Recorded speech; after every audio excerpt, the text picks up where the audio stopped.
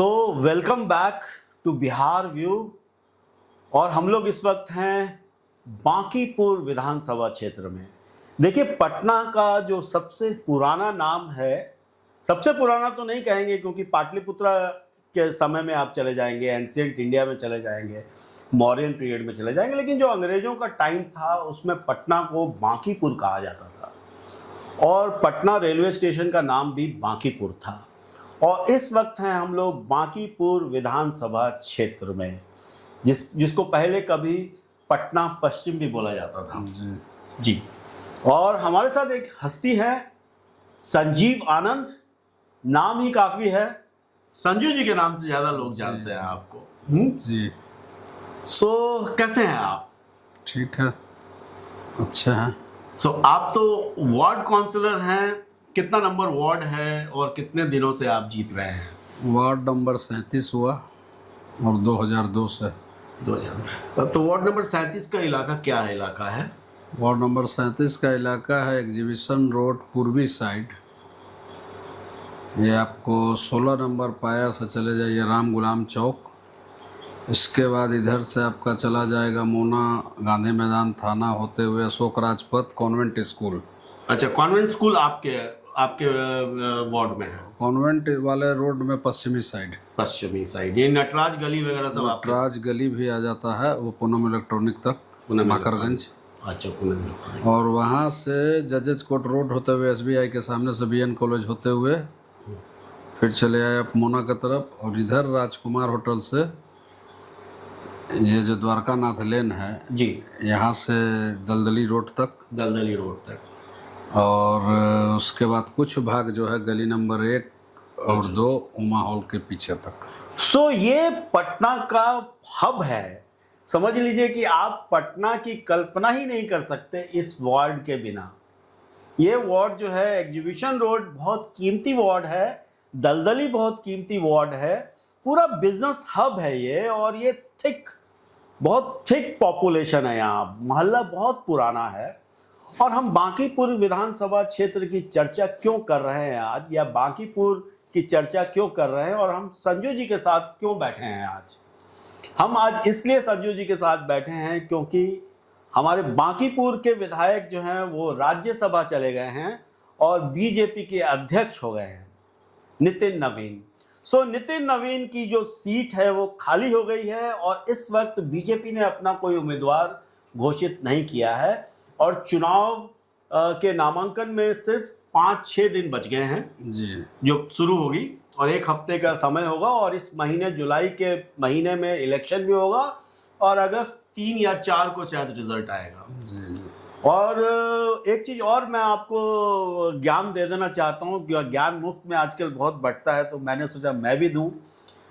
बिहार में जितने भी नगर निगम के चुनाव होते हैं वो किसी पार्टी से एफिलेटेड नहीं होते हैं। जैसे बॉम्बे में पार्टी से एफिलेटेड होता है, शिवसेना लड़ रही है, बीजेपी लड़ रही है, कांग्रेस लड़ रही है, एनसीपी लड़ रही है। दिल्ली में या कलकत्ता में या कहीं और किसी स्टेट की जो सिटीज है, पटना में ये जो म्युनिसिपल इलेक्शंस है ये लोग इंडिविजुअल लड़ते हैं और लड़ने के बाद या लड़ने के साथ साथ एक सपोर्ट होता है जो दिखता नहीं है, लेकिन ऐसा मान लिया जाता है कि ये बीजेपी के कैंडिडेट हैं या ये कांग्रेस के कैंडिडेट हैं। तो संजू जी, आप 3-4 बार से जीत रहे हैं यहाँ, तो क्या लगता है कि आपको? अभी बहुत चर्चा है क्योंकि प्रशांत किशोर ये दावा कर रहे हैं कि वो बांकीपुर विधानसभा क्षेत्र से खड़े होंगे और बीजेपी, पूरी बीजेपी को पूरे भारतवर्ष में ये संदेश देना चाहते हैं कि देखिए मैं पब्लिक बीजेपी के अगेंस्ट हो चुकी है। आपको क्या लगता है ये बांकीपुर विधानसभा क्षेत्र जो बीजेपी का अड्डा रहा है, जो बीजेपी की सीट रही है, क्या बीजेपी इसको बचा पाएगी? एकदम बचा पाएगी। क्यों लगता है ऐसा? ये केवल बांकीपुर का ही बात नहीं, पटना का शहरी जो भी सीट है जी, सब पर बीजेपी ही है। बीजेपी ही है पिछले कई वर्षों से, कई टर्म से। लेकिन पिछले 3-4 चुनावों से नितिन नवीन जीत रहे हैं, उससे पहले उनके फादर जीत रहे थे। तो आपको लगता है कि कैंडिडेट बदलने से या उनके उनका जो विधानसभा का जो सीट खाली हुई है, इस वजह से जो नया नाम आएगा या नया चेहरा आएगा तो थोड़ा बीजेपी के लिए टफ होगा? वैसा कुछ नहीं है। बीजेपी के समर्थक कैंडिडेट को वोट नहीं देते, वो फूल के पहचान को वोट देते हैं। फूल लेके जो आएगा उसको वो जनता स्वीकार करती है। इसलिए कैंडिडेट कोई हो मायने वो नहीं रखता है। थोड़ा बहुत अंतर हो सकता है लेकिन बहुत ज़्यादा कुछ नहीं। बहुत ज़्यादा अंतर नहीं होगा। अरे इस बांकीपुर तो नहीं था उस समय पश्चिम पटना था। पटना पश्चिम। और उस समय राम कृपाल जी यहाँ के विधायक हुआ करते थे। जी। और राम कृपाल जी विधायक बनने से पहले वार्ड काउंसलर थे। तो जो बांकीपुर विधानसभा क्षेत्र में जो वार्ड काउंसलर्स हैं, क्या उन वार्ड काउंसलरों के मन में भी ये इच्छा है कि वो भी शायद बीजेपी के कैंडिडेट हों इस बार, या आरजेडी के हों, या किसी दूसरी पार्टी के कैंडिडेट हों? इच्छा का कोई अंत थोड़ी है, बहुतों को इच्छा होगा। हर आदमी सोचता है मौका हमको मिले, मौका हमको मिले। तो अभी आप तो बीजेपी से जुड़े हुए हैं। जी हाँ। तो कुछ कानों में खबर आती है कि किसको मिल सकता है ये टिकट बांकीपुर का? ये अभी तक क्लियर नहीं है, लेकिन जो चर्चा है, नामों की जो चर्चा होती होगी, कुछ नामों की तो चर्चा होगी। नाम तो बहुतों का आया, बहुत का बंद होना हो गया, अब नाम आना। अब देखिए 1-2 दिन में क्या होता है, असल चीज़ सामने आ ही जाएगा। हम लोग सोचते थे कि शायद संजय मयूख को खड़ा किया जाएगा, लेकिन संजय मयूख तो ऑलरेडी एमएलसी हो गए हैं। जी। तो उनकी तो संभावना खत्म हो गई है करीब करीब। तो क्या ये सीट जो है एक्चुअली कास्ट जाति के व्यक्ति को ही हमेशा मिली है? आपको लगता है कि कोई और कास्ट को भी मिल सकती है शायद? जैसे कुम्हरार विधानसभा क्षेत्र में उन्होंने चेंज किया है, या पूर्वी मतलब पटना साहिब सीट में भी चेंज किया है उन्होंने इस बार।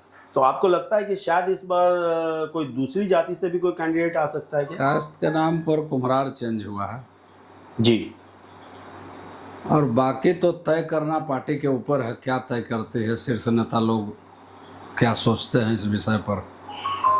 आप लोगों से भी फीडबैक लिया जाता है क्या? नहीं, वैसा तो कुछ नहीं। ये सब ऊपर वाले लोग ही इस विषय पर चर्चा करते हैं। तो आप लोगों से फीडबैक नहीं लिया जाता? नहीं। अच्छा, एक चीज़ बताइए, नितिन नवीन ने काम किया क्या यहाँ पे? काम तो किया। जैसे क्या क्या काम गिना सकते हैं आप? अगर मान लीजिए आप वोट मांगने जाते हैं बीजेपी कैंडिडेट्स के लिए, जी, तो क्या काम गिनाएंगे आप? देखिए, पहला तो जो उनका अपना फंड है उसका काम तो हमेशा होते आ रहा है, गली नली। उसके बाद उससे भी बड़ा चीज़ नितिन नवीन के रहते भर में हुआ। जैसे हमारे ही वार्ड में डबल डेकर का निर्माण हुआ। पहला ये डबल डेकर मतलब कि कहा जाए पटना के लिए, ये अशोक राजपथ से लेके NIT तक। दूसरा मंदिरी नाला जो एक बहुत बड़ा समस्या था कई वर्ष से, उसका निर्माण हुआ। वहाँ के लोगों को इसका बहुत लाभ मिला। गंदगी से भरा रहता था, कितने आदमी का उसमें जान भी चला गया। इसके अलावा वो मंत्री रहते भर में भी अनेकों काम किए हैं अपने पटना पश्चिम के अंदर में। जैसे कि आपका एक अभी एक पार्क बनने वाला है, वो भी पार्क बहुत बड़े पार्क और अच्छा आदमकद का, उसमें शायद राजेंद्र प्रसाद का मूर्ति भी लगने वाला है। ये आपको बांस घाट के पास मेरिन ड्राइव भी है। इस क्षेत्र में के कुछ भाग में मेरिन ड्राइव भी आता है। इस तरह से हमेशा वो काम में लगे रहे हैं। ये नहीं कोई कह सकते हैं कि काम एकदम से नहीं हुआ, काम हुआ है। सो अगर आपसे पूछा जाएगा कि किसको टिकट देना चाहिए तो आप क्या नाम लेंगे, क्या बताएंगे आप? अब वैसा तो कोई सीन सिनहरी नज़र नहीं आ रहा है कि किसको देंगे या 5 आदमी का नाम आ रहा है कि इसको दिया जाए। नाम तो रोज बदलते रहता है, किसी फेसबुक पर चलता है, किसी का पेपर में चलता है। तो निश्चित तौर पर अगर 2-4 आदमी का नाम आता तब उसमें चुना जा सकता था, लेकिन ऐसा तो है नहीं। तो बहुत सरप्राइज्ड होगा ये। हाँ, सरप्राइज तो होगा, किसको टिकट मिलेगा ये सरप्राइज्ड होगा एकदम। अच्छा ये बताइए, प्रशांत किशोर अगर इस सीट से खड़े होते हैं तो ये उपचुनाव है जी। बीजेपी को कोई फर्क नहीं पड़ता है इससे। सरकार राज्य सरकार को फर्क पड़ेगा ना केंद्र सरकार को पड़ेगा। जो मेजर इलेक्शन था बंगाल का वो बीजेपी जीत चुकी है, लेकिन अब जो नेक्स्ट चुनाव है वो यूपी में और पंजाब में है। सो आपको लगता है कि ये जो सीट है ये काफ़ी हॉट सीट है? हॉट बन गया। शांत किशोर की जी का भी चाहत है कि हम यहाँ से लड़ें। जो सुनने में आता है पेपर में, जो हम लोग पढ़ रहे हैं, या रोजाने उनका जहाँ मीटिंग वगैरह हो रहा है तो उनके कार्यकर्ता लोग का दबाव है कि आप ही लड़िए। तो वो ऐसे ही हवाबाजी है कि अगर मान लीजिए सचमुच लड़ते हैं तो कुछ चांसेस है उनका कि बस एक जिस तरह वो मतलब विधानसभा में एक भी सीट नहीं ला पाए, इसमें भी वो उनका वही हाल होगा? अब उनका सोच है, स्वतंत्र भारत के स्वतंत्र नागरिक हैं, लड़ने के लिए भी स्वतंत्र हैं, व्यवस्था उनके पास है, ट्राई कर सकते हैं, कोशिश कर सकते हैं। कोशिश कर सकते हैं। एक संजय जी और मैं सवाल पूछूंगा कि जैसे नीतीश कुमार जब सरकार से त्याग पत्र दे रहे थे एज सीएम, अब तो राज्यसभा चले गए वो, सम्राट चौधरी हमारे नए मुख्यमंत्री हैं बिहार के। क्या ऐसी कमी है या क्या ऐसा है कि सम्राट चौधरी को उतना सपोर्ट नहीं मिल रहा है पब्लिकली? काम तो वो कर रहे हैं। काम करते करते मिलेगा आगे चल के। अभी काल ग्रह चल रहा होगा इसलिए सपोर्ट नहीं मिल रहा है। कुछ पब्लिक खुश हो जाएगी, सपोर्ट करने लगेगी। आप क्या एडवाइस देंगे अपने सीएम को? सीएम को हम क्या एडवाइस देंगे? सीएम के पास एडवाइस देने वाले बहुत से लोग हैं। लेकिन फिर भी कुछ ऐसा कोई कार्य है जो आपको लगता हो कि नहीं ये सीएम को नहीं करना चाहिए या ये करना चाहिए? देखिए, सब तो प्लानिंग वे में वो लोग जो भी करेंगे। हम आप उनका दिशा निर्देश या ऐसा करेंगे वैसा करेंगे ये लोग हम लोग बता के भी क्या कर सकते हैं? जिस पद पर वो हैं वो खुद अपने आप में एक पद, महत्वपूर्ण पद है। वहाँ बैठे लोग कोशिश तो ज़रूर करेंगे कि अच्छा ही करें। अब उसमें कोई भूल चूक हो जाती ही होगी, इसलिए पब्लिक को कुछ खराब भी लगता होगा। अरे ये भी एक कहा जाता है कि बीजेपी वाले जो हैं, बीजेपी के तो प्रेसिडेंट भी रहे, वो स्टेट प्रेसिडेंट भी रहे, काफ़ी उप मुख्यमंत्री भी रहे, काफ़ी दिनों से बीजेपी से जुड़े हैं, बीजेपी के मतलब प्रेसिडेंट ही रहे हैं, तो इससे बड़ा क्या पोस्ट हो सकता है? फिर भी बीजेपी के लोग जो है वो भी बहुत ज़्यादा खुश नहीं है। ऐसा क्या है? क्या सच है कि ये मीडिया का बनाया हुआ है? ऐसा कुछ है नहीं। अगर ऐसा कुछ रहता तो मुख्यमंत्री बनते ही नहीं, कोई और नाम भी आ सकता था। आपसी मतभेद अगर रहता तो वहाँ तक वो जाते कैसे? तो ये सवाल नहीं उठता है। ये सवाल नहीं है। लेकिन लोग कहते हैं कि सम्राट चौधरी जो है वो नीतीश कुमार की पसंद है। हो सकते हैं, इसमें कोई दो मत नहीं है। साथ में काम किए हैं, विश्वास जीता होगा नीतीश कुमार का उन्होंने। कहते हैं कि वीटो लगा दिया था नीतीश कुमार ने कि भाई सम्राट चौधरी को ही सीएम बनाना है। तो कहा तो कि उनके साथ काम किए हैं तो कुछ अच्छा किए होंगे, लगा होगा तो वीटो लगाए होंगे। बाकी तो पार्टी जो है उनकी, वो भी उनके समर्थन में थी तो ही ये बने ना। यार संजय जी, एक और 2-3 चीज़ें ऐसे तो चर्चा एग्ज़ाम्स की भी आजकल चलती है कि भाई प्रश्न पत्र आउट हो जाते हैं या प्रश्न पत्रों में सेटिंग हो जाती है। लेकिन एक और मुद्दा जो है, जो हर भारतीयों के दिलो दिमाग पे बैठा हुआ है इस वक्त, हालांकि हम सब जो है वो उतने संस्कारी नहीं हैं कि हम लोग संस्कारों की बात करें, लेकिन फिर भी जो अयोध्या में जो दान पत्र की चोरी हुई है, आप उसको कैसे देखते हैं? या आपके जो वार्ड में जो लोग हैं या पटना बांकीपुर की जो जनता है वो उसको कैसे देख रही है? जनता उतना नज़दीक से यहाँ की क्या जानेगी कि वहाँ क्या हुआ। सिस्टम कुछ ज़रूर खराब होगा तो ही ऐसा हुआ। अब उस सिस्टम को सुधारे, जो चीज़ गलती कर चुके हैं वो दोबारा ना हो, जनता यही चाहेगी। इससे बदनामी भी है। कोई बहुत गुस्सा नहीं है बीजेपी के खिलाफ? या गुस्सा क्या होना है, उसका पर्दाफाश हो जाएगा तो पब्लिक सब कुछ जान जाएगी। जब तक नहीं जानेगी तब तक गुस्सा करेगी। उसको तो सामने लाना पड़ेगा ना। जब बात शुरू हुई है तो फिर लौट कर आते हैं आपके अपने वार्ड में। आपके वार्ड में क्या चल रहा है इस वक्त? विकास का क्या कार्य चल रहा है जो आप बता सकते हैं अपने वार्ड के लोगों को? या विकास का कार्य हमारे द्वारा या राष्ट्रीय अध्यक्ष के द्वारा? आपके द्वारा, राष्ट्रीय अध्यक्ष के द्वारा, जो आपके इलाके में जो कार्य हो रहा हो प्रगति का। हमारे यहाँ एक तो 70-80 साल पुराना स्कूल है, इसका निर्माण कार्य चालू हो रहा है। एक सामुदायिक भवन है जिसका निर्माण हो रहा है, और कम से कम 6-7 रोड गली में काम अभी लगा हुआ है। मतलब जो भी काम हम अभी बता रहे हैं ये सब में काम लगा हुआ, जिसमें कुछ हमारे राष्ट्रीय अध्यक्ष का भी योगदान है,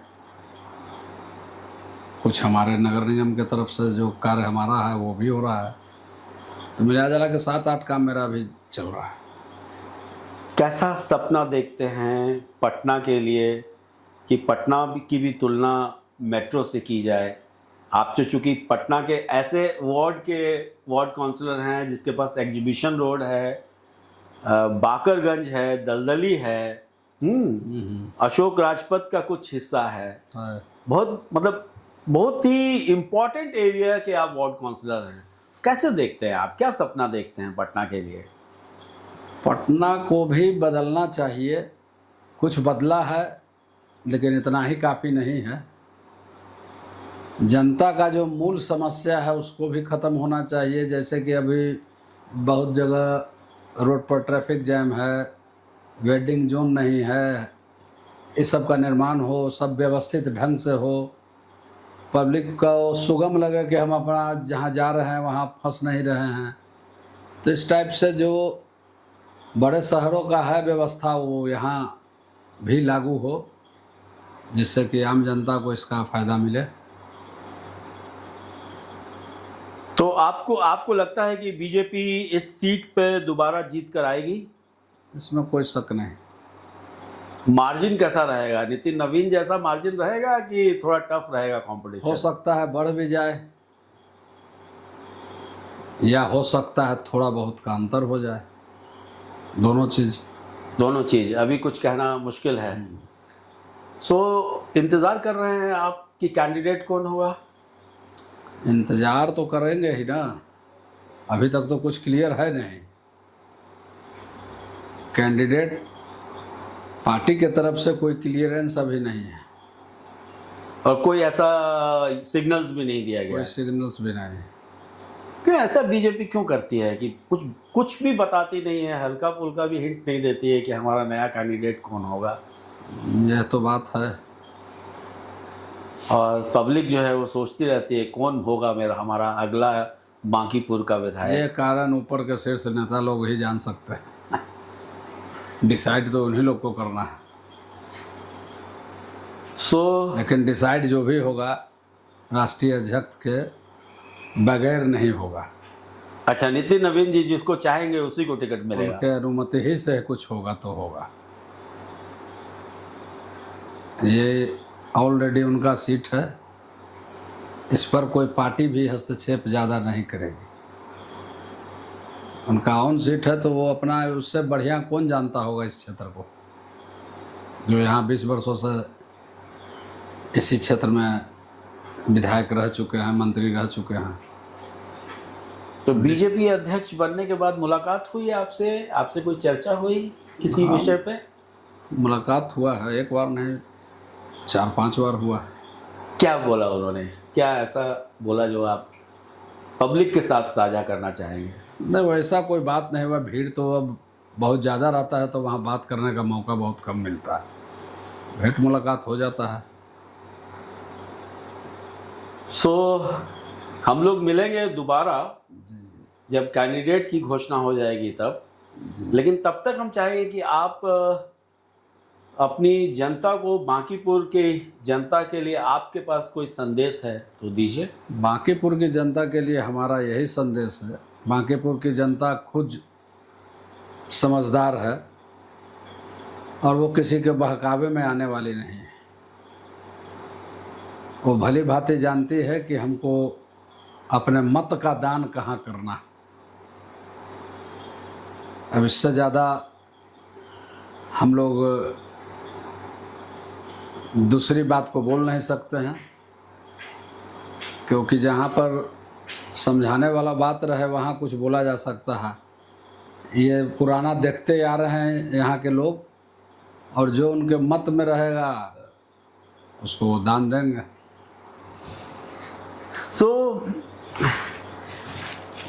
तो हमारे साथ हैं संजीव आनंद जी, से बात कराई आपको हमने और ये बताने की कोशिश की कि देखिए भाई, बीजेपी ने अभी तक कोई पत्ता खोला नहीं है, किसी नाम का अनाउंसमेंट किया नहीं है। हालांकि अखबारों में और यूट्यूब पे और फेसबुक पे कई नाम चल रहे हैं।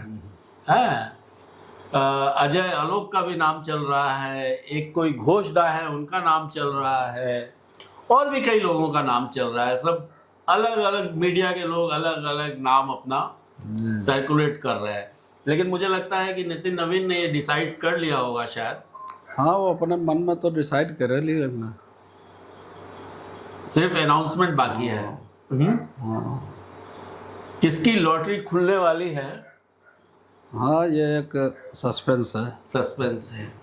अरे एक चीज़ और बताइए संजू जी, जब जैसे मतलब कि नितिन नवीन को जब बीजेपी का अध्यक्ष बनाया गया तो आप लोग आश्चर्य हुआ क्या? वो खुद आश्चर्य में थे। वो भी नहीं सोचे होंगे कि हमको इस पद पर जाना है और इतना आसानी तरीके से हम चले जाएंगे। ये सरप्राइज था उनके लिए जी।